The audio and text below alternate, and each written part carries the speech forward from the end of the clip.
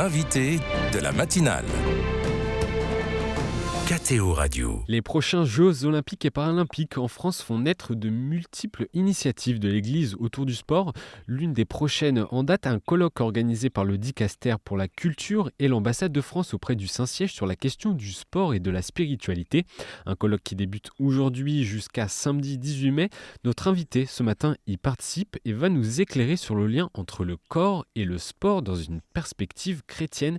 Emmanuel Falk, bonjour. Bonjour. Merci beaucoup d'être avec nous sur KTO Radio ce matin. Je vous présente aux auditeurs s'ils ne vous connaissent pas. Vous êtes philosophe et doyen de la faculté de philosophie à l'Institut catholique de Paris. Vous allez donc réaliser une intervention à Rome ce vendredi sur le thème de la résurrection du corps sportif. Racontez-nous en quelques mots de quoi ça parle. Eh bien, écoutez, d'abord, il est heureux que ce soit aussi à Rome que nous parlions du sport, que c'est essentiel, et donc de lier finalement Rome et Paris, puisque les Jeux Olympiques auront lieu à Paris. Vous savez, cette question du sport est une question fondamentale, non seulement en raison des Jeux Olympiques, mais depuis toujours. Voilà, c'était même une question déjà pour Saint Paul à l'époque. Saint Paul, je le dis à vos auditeurs, peut-être qu'ils ne le savent pas, mais Saint Paul était un marathonien. Et donc, il pratiquait le sport. Il pratiquait tellement le sport, d'ailleurs, qu'un article d'un de mes collègues a souligné que le corps sportif, ça s'appelle le corps sportif dont parle Saint Paul, eh bien, serait synonyme du corps du ressuscité. Vous savez, Thomas d'Aquin, quand il parle du corps des ressuscités, il parle d'un corps agile, d'un corps subtil, d'un corps impassible, d'un corps translucide. Et en fait, il paraît, alors moi je ne suis pas un grand marathonien, mais il paraît que c'est l'état du corps quand on, à peu près au 30e kilomètre lors d'un marathon. Voilà, donc en fait, il y aurait même peut-être une expérience sportive derrière la conception paulinienne de la résurrection développée par Thomas d'Aquin. Donc le sport n'est pas du tout indépendant de notre foi chrétienne. Et on peut dire qu'il y a une culture chrétienne du sport. Le culte, on parle d'ailleurs du culte du corps, mais on peut entendre aussi le culte du corps, non seulement au sens négatif, le culte du corps, on prend soin du corps, le bodybuilding, mais le culte du corps, c'est aussi une célébration du corps, comme un culte. Voilà, il y a un côté sacré dans le sport et dans la religion. Et est-ce qu'on retrouve dans les textes du Nouveau Testament des métaphores sportives ? Alors oui, beaucoup bien sûr chez Saint Paul. Je pense par exemple lorsqu'il écrit à Timothée, le médecin, dans la deuxième épître à Timothée, il lui dit par exemple « J'ai combattu le bon combat, j'ai achevé ma course, j'ai gardé la foi ». Donc vous voyez, il faut combattre un combat, il y a une course, on dit encore dans les Corinthiens. Alors ça, j'aime beaucoup cette citation qui est très étonnante. Moi donc, je cours ainsi, je ne vais pas à l'aveuglette, je boxe ainsi. Je ne frappe pas dans le vide. Je tiens mon corps assujetti. Donc partout, Saint Paul parle du corps. Oui. Et d'ailleurs, voilà, il n'y a pas du tout d'ailleurs de déni du corps chez Saint Paul et dans le christianisme. On a parlé parfois du mépris du corps dans le christianisme. Et d'ailleurs, s'il y avait un mépris du corps, il y aurait un mépris du sport. Vous voyez ? Mais c'est tout le contraire dont il faut parler. J'expliquerai à Rome. Et dans ma thèse, mais c'est la thèse de tout le monde, que finalement le christianisme n'est qu'une affaire de corps. Vous intitulez... L'incarnation, l'Eucharistie, la résurrection des corps, c'est du corps. Vous parlez de l'Eucharistie, justement, vous intitulez votre intervention à Rome demain notamment « Ceci est mon sport » qui reprend, on le devine, la phrase de Jésus de la Seine qu'on entend à chaque messe. Pourquoi un tel parallèle ? Allez un peu plus en profondeur. Alors, c'est vrai que, d'abord, ce parallèle pourrait avoir quelque chose de choquant, voire pour certains de blasphématoire. Alors, c'est bien sûr pas du tout la question. D'ailleurs, le texte, l'intitulé de la conférence, c'est « Résurrection du corps sportif ». Mais je parlerai effectivement de ceci est mon sport. Alors, pourquoi ceci est mon sport ? Pas du tout pour dire que l'Eucharistie doit être calquée sur le sport, mais c'est tout le contraire. C'est le sport qui doit être pensé à partir de l'Eucharistie. Et d'une certaine manière, et c'est ça qui est très intéressant dans cet intitulé « Ceci est mon sport », tous ceux qui ne sont pas chrétiens peuvent d'une certaine manière avoir accès au christianisme par le sport. Parce que bien comprendre que dans l'Eucharistie, comme dans le sport, il s'agit de se donner totalement. On va dire d'un sportif, il a tout donné. On peut peut-être dire du Christ qu'il a tout donné. Et c'est ce corps donné pour vous. Donc ça, c'est un premier point. On voit un parallèle avec l'Eucharistie. On parle encore dans l'Eucharistie de la transsubstantiation. C'est même Merleau-Ponty qui dit que l'artiste vit une transsubstantiation en peignant un tableau dans l'œil et l'esprit. Et on peut peut-être parler d'une transsubstantiation du sportif, parce qu'il devient totalement sa performance, comme le Christ, comme le pain devient le corps du Christ. Il s'agit d'être totalement transformé. Bref, vous voyez, il y a une sorte de don de soi, de don absolu du corps qui est essentiel dans l'Eucharistie et qui est essentiel dans le sport. Tellement essentiel que je pense que ce n'est pas d'abord une histoire de parole, ce n'est pas d'abord une histoire de réflexion, mais c'est d'abord une histoire de corps. Et est-ce que le corps du sportif est en tant que tel l'objet privilégié de sa performance, ou est-ce au contraire l'intégralité de sa personne qui lui permet d'être au top niveau, d'avoir des résultats ? Alors, c'est vrai que pour le sportif, c'est l'intégralité de sa personne, comme pour nous tous. Mais le grand danger pour moi serait de penser que tout est d'abord une affaire de conscience, tout est seulement une affaire de préparation mentale. En fait, ce que nous apprend le sportif, c'est que le corps ne ment pas. Alors, je dis souvent, la parole est prompte à mentir, mais le corps ne ment pas. On entend actuellement les sportifs dire « j'espère que mon corps suivra ». Alors, c'est bizarre de dire que mon corps suivra. Oui, parce que c'est le corps qui est premier. Je veux dire, un sportif qui a une élongation, bien, il est soumis à son corps. Et je pense que ce point est essentiel, c'est que d'une certaine manière, pour réaliser une performance sportive, il faut lâcher. Lâcher, c'est-à-dire cesser de tout dominer par sa conscience. C'est Spinoza qui disait, j'aime beaucoup cet exemple dans l'éthique, le philosophe Spinoza disait « nous ne savons pas ce que peut le corps ». Alors il prend un exemple, il prend l'exemple des somnambules. À l'époque, on est au XVIIe siècle, et il dit vous savez, les somnambules, ils peuvent beaucoup plus faire sans la conscience qu'avec la conscience. Un somnambule, alors il marche sur un toit, il marche sur un fil, il ne tombe pas. Mais si jamais il a conscience qu'il marche sur un toit, il tombe. Donc c'est la conscience qui le fait tomber. C'est un peu comme Saint-Pierre, vous savez, Saint-Pierre qui marche sur les eaux.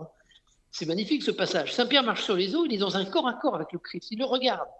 Mais quand il prend conscience qu'il marche sur les eaux, il tombe. Donc, ce qui est important de comprendre, et ça Nietzsche l'a très bien montré aussi, c'est cette idée que la conscience peut être un obstacle. Et ça, c'est très important de le voir, y compris dans le christianisme aussi. Parce que si le christianisme est d'abord une affaire de corps, ce n'est pas seulement une affaire de conscience, ce n'est pas simplement une affaire de morale.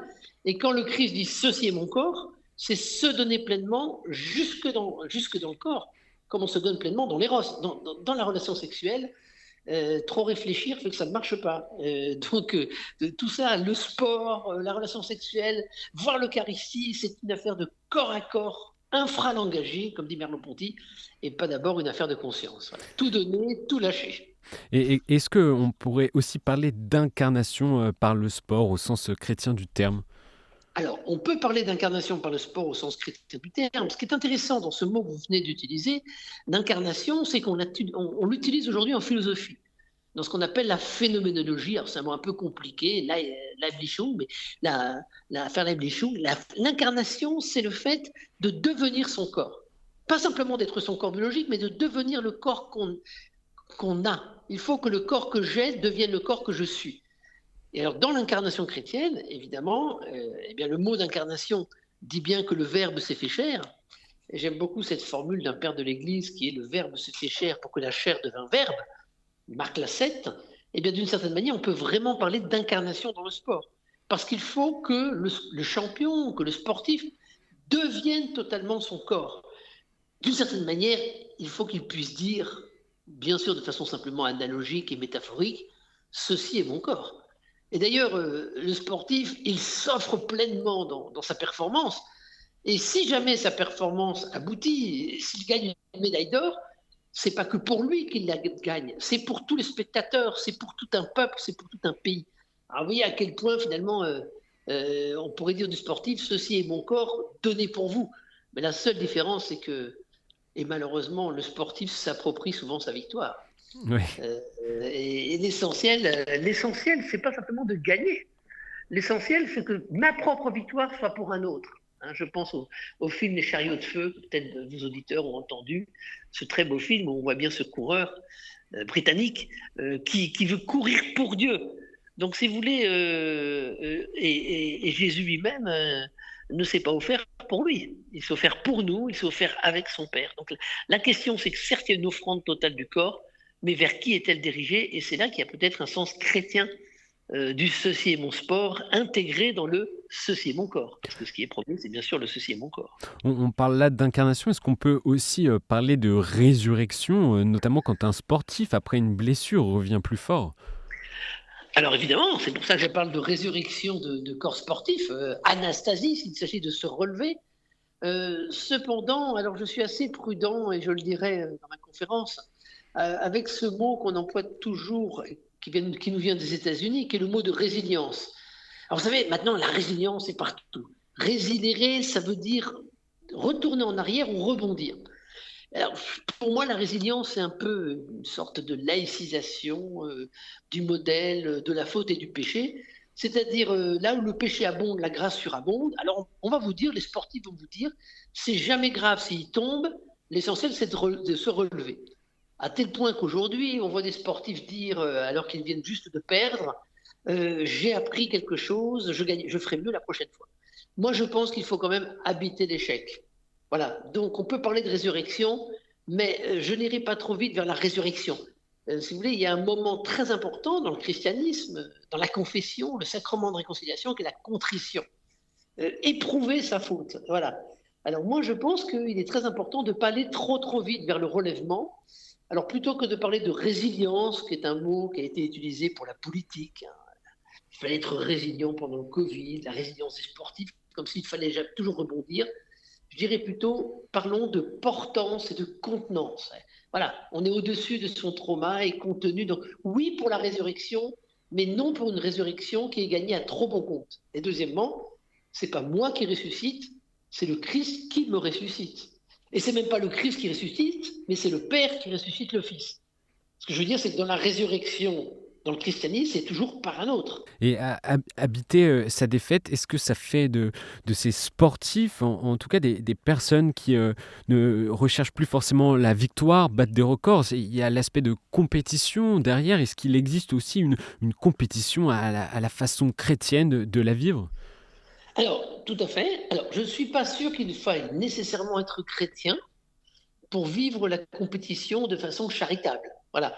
Le premier point, c'est que, d'une certaine manière, l'amour, comme dit Feuerbach, n'est pas le monopole des chrétiens. Mais le deuxième point, c'est que oui, il y a peut-être une façon spécifiquement chrétienne de pratiquer le sport, en raison de cette formule de saint Paul dans l'Épître aux Galates, chapitre 2, verset 20, « Ce n'est plus moi qui vis, c'est le Christ qui vit en moi ». Alors peut-être que je peux dire, ce n'est plus moi qui cours, c'est le Christ qui court en moi. Alors attention, ça ne vous empêche pas de courir, hein, et ça ne vous empêche pas de vous fatiguer. Mais quand même, Dieu, dans le christianisme, est avec moi. Je ne suis pas seul. Vous savez, il y a une magnifique formule, dont je parlerai demain, qui vient d'un carolingien qui s'appelait Scott Erigen, au IXe siècle. Et alors il écrivait en latin, mais il connaissait le grec. Et il dit, mais vous savez, le mot de théologie vient de théos. Ce qui est vrai, et il ajoute, mais le mot de théos, qui veut dire Dieu, vient de théoro, je vois, et de théo, je cours. Alors, qui est Dieu? Théos, c'est celui qui court et celui qui voit. Alors, Scott Erigen va dire, Dieu, il me voit partout, c'est pas un espion, parce qu'il est avec moi, et puis il court après moi, théoro et théo. Donc, il court après moi, et il court après moi en lui. Donc, en fait, Dieu, c'est celui qui court et celui qui voit.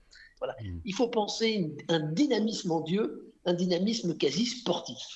Pour nos auditeurs qui sont vraiment intéressés par ces réflexions, vous pouvez retrouver davantage encore de parallèles sur le sport sur un ouvrage que vous avez coécrit, Dieu, du sport, les trois monothéistes, aux éditions du CERF, et qui reprend notamment vos réflexions.